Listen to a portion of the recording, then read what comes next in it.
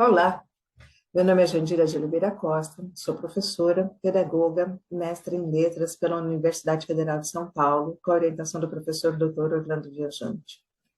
Com grande satisfação, socializo a pesquisa desenvolvida.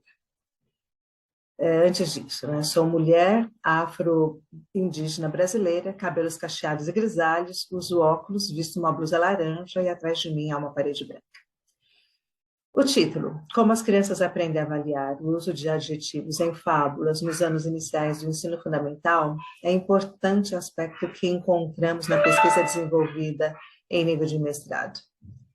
Essa pesquisa teve como contexto a minha própria experiência docente na educação pública no âmbito da Prefeitura Municipal de São Paulo, e também numa conjuntura maior, que se refere às propostas educacionais oficiais no sistema educacional brasileiro, em que, desde os PCMs, temos a centralidade do texto e dos gêneros nos processos de ensino-aprendizagem da língua materna no Brasil, posição que é retomada pela BNCC e que envolve a formação inicial e continuada dos docentes dos anos iniciais do ensino fundamental. Nesse quesito, em contexto brasileiro, pesquisadores indicam a fragilidade ou generalidade da formação em conhecimentos linguísticos para os profissionais que atuam nos anos iniciais, de acordo com investigações e pesquisas acerca dos cursos de pedagogia em território nacional, pesquisas desenvolvidas por Bernadette Gatti e Nunes, e como também Vasconcelos e Bastos. Além disso, em relação aos gêneros, há uma profusão de estudos e pesquisas em termos acadêmicos. Entretanto, em relação à popularização desses estudos entre os docentes atuantes nas diversas redes, pesquisadores como Lopes Rossi e Bezerra ainda indicam uma certa insuficiência dos termos e dos estudos.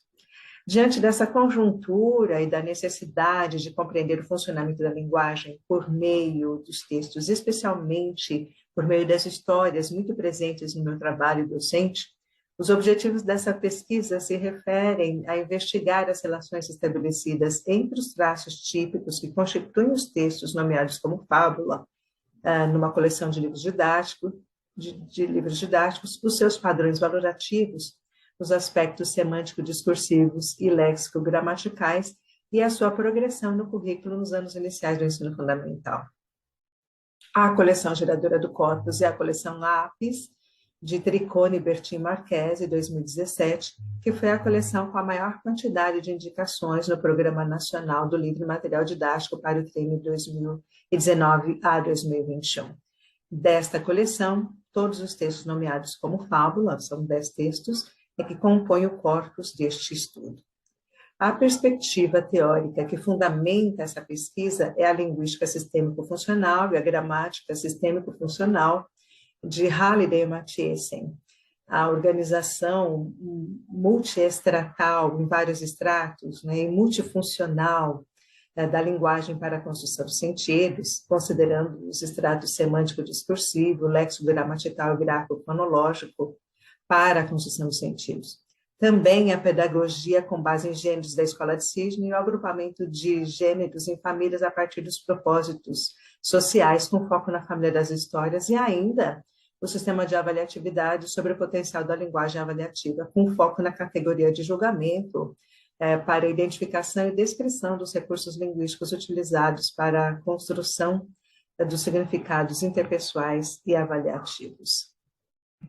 Tendo como premissa o gênero como processo social organizado por etapas em vista do alcance de determinados objetivos, os textos foram analisados em relação a essas etapas. Etapas ou porções de texto ou blocos funcionais de texto que caracterizam o começo, o meio e o final de cada história, como também as fases que caracterizam cada uma dessas etapas. Nessa perspectiva, então, identificamos, como vemos aqui neste quadro exposto, as etapas orientação, incidente e interpretação. Ou seja, a etapa orientação apresenta os personagens, apresenta o fio condutor do texto, traz o cenário.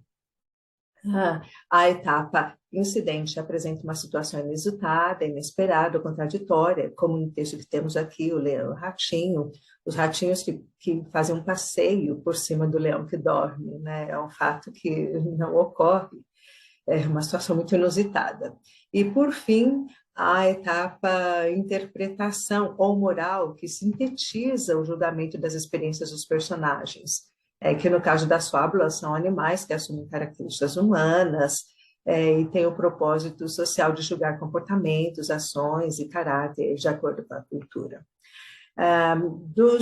De todos os 10 textos, 9 apresentaram essa estrutura, né, com orientação, incidente e interpretação, e apenas um texto apresentou uma outra estrutura esquemática, com as etapas orientação, evento descritivo, comentário e moral. Outro aspecto verificado é que podemos notar que há um aumento da densidade lexical nos textos do 1º ao 4º ano, como também na quantidade de adjetivos utilizados para a avaliação das experiências dos personagens nos textos. Ainda observamos que,